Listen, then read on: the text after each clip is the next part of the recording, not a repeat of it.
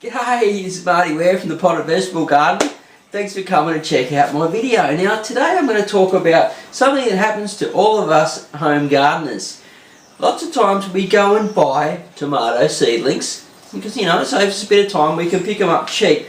But what happens is this.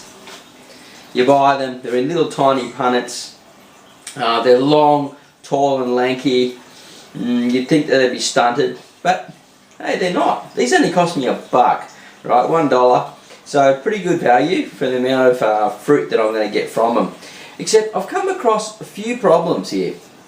Now, I don't have time at the moment to put all these into lots of containers and have all these plants growing on my potted vegetable garden. And I will be putting them in the ground in a new patch that I'm going to be starting, which is very exciting. I'm going to be showing all you guys, because I've got myself a little block of land up the back of where I live in the units. Now, what can I do with these? Well, they can't just stay in here because they dry out too quick. You know, they're going to get stunted even more. There's going to be lots of problems occur, and you know, I want to get fruits from them. So I'm going to show you what I'm going to do.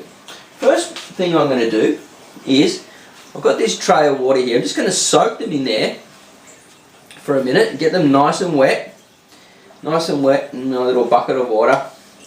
Let it run through so we don't put water everywhere. I'm actually in the kitchen at the moment because outside I'm running out of space. I've got too much food growing out there. So until I sort that out a bit more, we can get in there and film.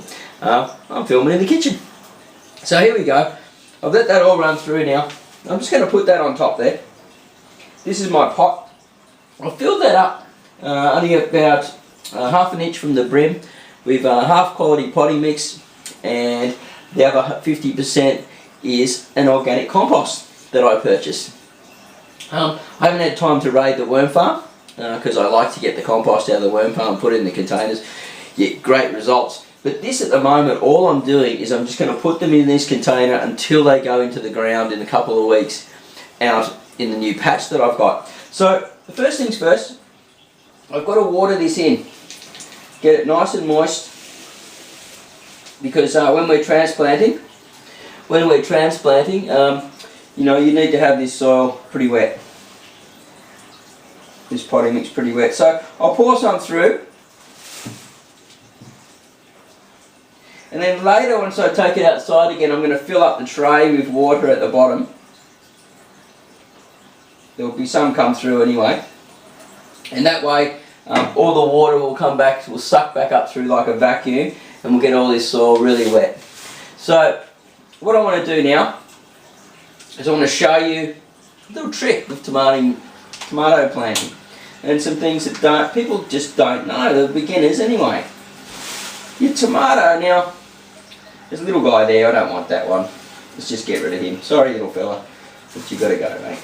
Okay, now, if we look here very closely, we can see there's lots of hairs on the tomato. Yeah, lots of hairs. And each one of these hairs is a potential root. So we can actually plant right down into the soil profile or into our container, and these will shoot out new roots. And this top part of the plant will only show. So I'm just going to remove these bottom leaves now. We're going to go back to our container here. I'm going to dig a nice big deep hole.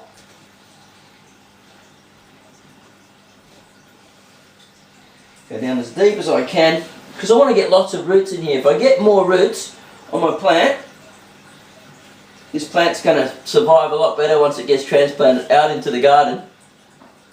And also I'm going down a little bit deeper than that. Whoop, we're getting some water action spilling over, but anyway, just have to clean it up, won't I? So, I've actually gone down about that far on the stalk of the plant. You can go right down even deeper if you like, right down into the bottom to get really massive big root balls. I'm pretty happy with that. So what I'm going to do now is I'm just going to go through and plant the rest of them the exactly the same way. I'm going to fill the tray up with water. Well, it's already full, a bit too much. I'm going to have a water problem here. But yeah, keep the tray full of water so it sucks up through the vacuum and gets that potting mix nice and moist.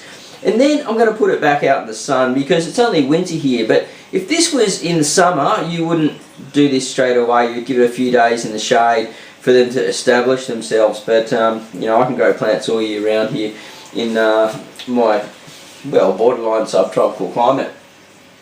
So yeah, that's it. Some tips for you for growing tomatoes, and we're going to have some more for you on the way soon. I'm Marty Ware from the Potted Vegetable Garden, and don't forget to subscribe to Marty's Garden at YouTube, and come and see us at thepottedvegetablegarden.com, and I'll see you there. Bye.